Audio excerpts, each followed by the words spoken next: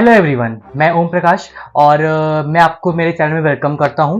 ठीक है, तो आज हम बात करेंगे कि हम फर्स्ट ईयर में जब बच्चा नीट निकाल के एमबीबीएस में एंटर करता है तो उसे समझ नहीं आता है कि वो एनाट कैसे पढ़े। एनाटॉमी देखो, फर्स्ट ईयर में 3 सब्जेक्ट होते हैं।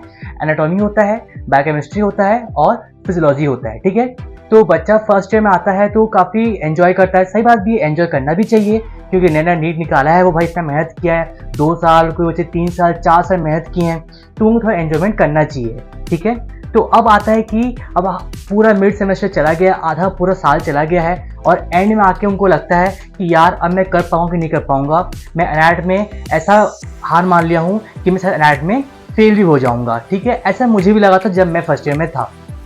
तो आज हम इस टॉपिक की बात करेंगे कि हम एनाट को कैसे पढ़ें, कैसे सिस्टमैटिक वे में पढ़ें कि हम काफ़ी इजीली एनाट को कवर कर सकेंगे काफ़ी कम समय में। ठीक है, तो पहली बात तो ये कि जो अपने को टॉपर समझते हैं कि भाई मैं टॉपर हूँ, तो वो प्लीज़ इस वीडियो को मत देखना क्योंकि ये वीडियो सिर्फ उन बच्चों के लिए है जो अपने आप को एवरेज समझते हैं, मेरे जैसे। मैं अपने आप को काफ़ी एवरेज समझता था। फर्स्ट ईयर में जब था तब मैं एनाट को मेरे देखो एग्ज़ाम्स जो होते हैं, फाइनल एग्ज़ाम होते हैं, उसके पहले एक होता है प्री फाइनल एग्ज़ाम होते हैं। प्री फाइनल एग्ज़ाम के 1 महीने पहले मैंने स्टार्ट किया था एनाट पढ़ना और बायोकेम और फिजियोलॉजी मैंने प्री फाइनल के बाद स्टार्ट किया था। वो हम लोग आगे के वीडियो में देखेंगे। तो प्लीज़ जो बच्चे सोचते हैं कि मेरे को सब पढ़ना है, मेरे को एनाट में गोल्ड लाना है, तो ये उनके लिए नहीं है। हाँ, अगर आपको गोल्ड लाना है तो आप ये वीडियो देख सकते हो, बट ये बिल्कुल गोल्ड के लिए नहीं है कि आपको गोल्ड मेडल दिलाएगा ये वीडियो उन बच्चों के लिए, खासकर उन बच्चों के लिए बना हुआ है जो एकदम टेंस है, जो एकदम स्ट्रेस में है कि वो कैसे एनाट को कैसे वो पढ़ सके। काफ़ी कम समय बचा है और उन्हें एनाट में सिर्फ पास होना है ताकि वो सेकेंड ईयर में जा सके, जो मेरा हाल था फर्स्ट ईयर में। मैं ऑनेस्टली बता रहा हूँ। ठीक है, तो देखो एनाट जो है ना वो बहुत ही बड़ा है। तुम जब नीट क्रैक करके जब फर्स्ट ईयर में जाते हो और तुम तीनों सब्जेक्ट्स को लाइटली लेते हो कि यार ठीक है यार, हम तो नीट क्रैक करके आए हैं, हम तो इस तीनों को कर लेंगे, 3 सब्जेक्ट जो है वो आराम से हो जाएगा, हम इतने बड़े एग्जाम दे के आए हैं तो ये तो ईजिली हो जाएगा। बट जब तुम बुक खोल के देखते हो तो तुम्हें मिलता है कि भाई ये एनाट तो नीट के 3 से 4 डबल है। एनाट में देखो, एनाट में आपका बहुत सारा डिवीजन आता है। पहले आप जाओगे तो आपका होता है फाउंडेशन कोर्स, ठीक है, एमबीबीएस में, जो कि 1 मंथ का होता है। तो वो एनाट में आपको पढ़ाया जाता है जनरल एनाटॉमी। ठीक है, जनरल मतलब कि बेसिक टर्म, बेसिक मतलब कि एबडक्शन, एडक्शन क्या होता है, फ्लेक्शन, एक्सटेंशन क्या होता है, वो सब आपको पढ़ाया जाता है। ठीक है, अब होता क्या है कि बच्चा वो तो बिल्कुल पढ़ता ही नहीं है। मैंने खुद नहीं पढ़ा था। ठीक, उसको बोलते हैं हैंडबुक बोलते हैं उसको, तो बच्चा पढ़ता ही नहीं है। अब आता है अपर लिम्ब। अपर लिम्ब आता है, फिर आता है आपका अपर लिम्ब के साथ ही थोरैक्स पढ़ाया जाता है। ठीक है, फिर आता है लोअर लिम्ब और एब्डोमेन, और फिर आता है head and neck and brain. सबसे टफ में आता है हेड एंड नेक जो सबसे वास्ट है, और आता है एब्डोमेन। मेरे को पर्सनली इससे मुश्किल लगा था एब्डोमेन। और साइड में 2 और चीज़ होते हैं, एक होता है एम्ब्रियोलॉजी, एक होता है हिस्टोलॉजी। ठीक है, तो जब मेरे जो इसी साल की बात है, इस साल की बात है, मेरे एक जूनियर्स है, तो मैं पूछा उनसे कि तुम्हारा पढ़ाई कैसे चल रहा है, तो वो बोलते हैं कि सर चल रहा है, ठीक चल रहा है। उनका एग्जाम्स अगले मंथ ही है, अगले मंथ में उनका एक फाइनल एग्जाम है। तो मैं बोलता तुम क्या पढ़ रहे हो, तो वो बोलते हैं कि सर मैं एमबीओ पढ़ रहा हूँ, मैं हिस्टो पढ़ रहा हूँ। तो ये गलती बिल्कुल नहीं करना है आपको। अगर आपका एग्जाम पास आ गया है और आपका एनाट बिल्कुल भी नहीं हुआ है, तो आपको सबसे पहले वेटेज देखना पड़ेगा कि कौन सा जो सब्जेक्ट है, कौन सा सब्जेक्ट में कि कौन सा जो पार्ट है वो कितना वेटेज लेके चल रहा है। ठीक है, देखते हैं अपन।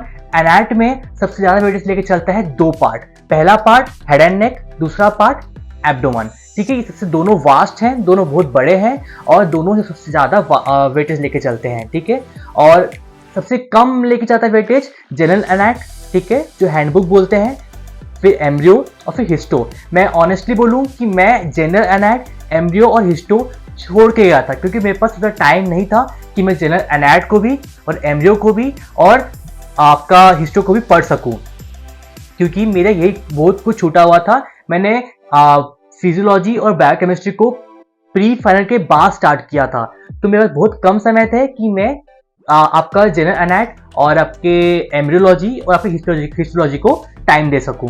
तो जो मेरे तरह जिनका हाल है मैं उनको बता रहा हूं। ठीक है, लिटरली बोल रहा हूं, और सबसे बड़ी बात तो ये है कि जो सोचते हैं कि भाई तू इतना ज्ञान दे रहा है तो खुद तो पास हो जा एनएट और आपका बायोकेमिस्ट्री फिजियोलॉजी में, तो भाई उन लोगों के लिए ये वीडियो है।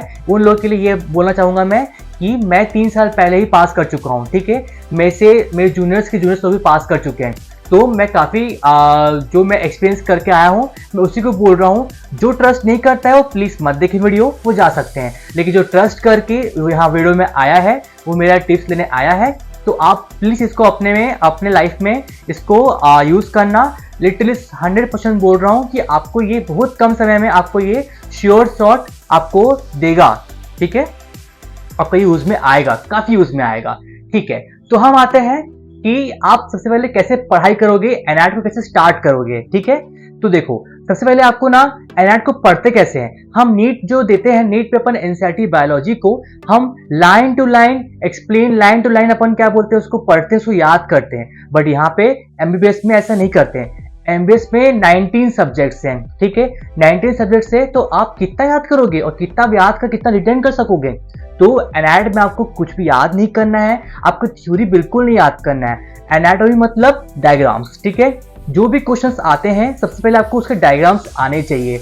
अगर डायग्राम्स आते भी नहीं है तो उससे जो रिलेटेड है वो डायग्राम आप बनाना आपको आना चाहिए, ठीक है। मैंने अपने एग्जाम्स में सिर्फ और सिर्फ डायग्राम ही बना के आया था। तो आपको जो टॉपिक्स हैं उसके डायग्राम्स आपको आने चाहिए।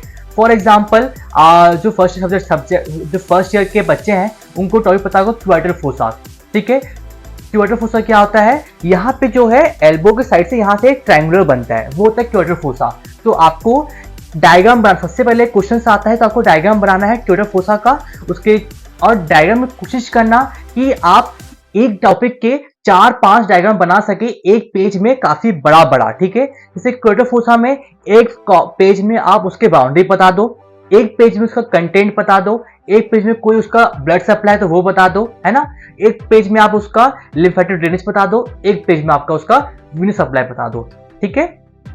ऐसे करके आप 5 पेज में आप उसको बना सकते हैं, जिसमें जो एग्जामिनर है जो चेक कर रहा है वो काफी इंप्रेस होगा कि भाई इस बंदे ने एक टॉपिक पे 5 डायग्राम बनाया है, मतलब ये बंदा काफी अच्छा पढ़ के आया है। तो वो आपको अच्छा मार्क्स देगा और आप इजीली पास हो जाओगे, ठीक है। कोई भी एग्जामिनर ये चेक नहीं करता है कि बच्चा आंसर में कितना पॉइंट्स लिखा है, बिल्कुल चेक नहीं करता है। एनएट में आपको डायग्राम ही बनाना है, सबसे पहले डायग्राम बनाना है। उसके बाद ये जो पार्ट है बॉडी का, इससे क्या हमको क्लिनिकली जो है वो मिलता है, जैसे कि आपका क्या बोलते हैं पालसी हो गया, है ना। किसी के नर्व्स के कंप्रेस होने से पालसी होता है, ठीक है। तो वो पालसी बेल पालसी हो गया, ठीक है।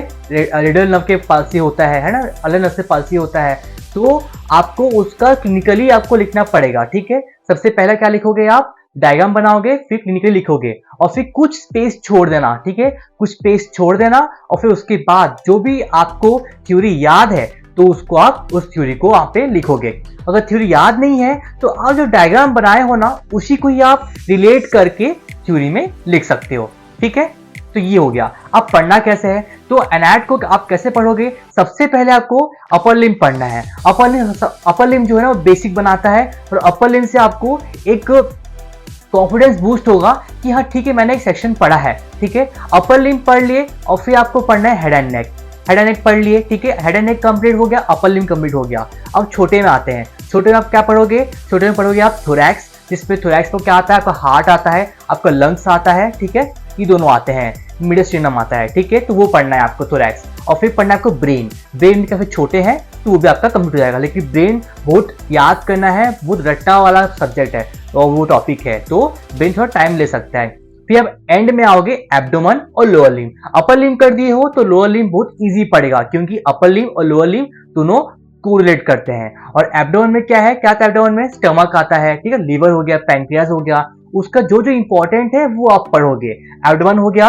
अगर इतना करने के बाद आपके पास टाइम बचता है तो आप एम्ब्रियो और हिस्टो करिए।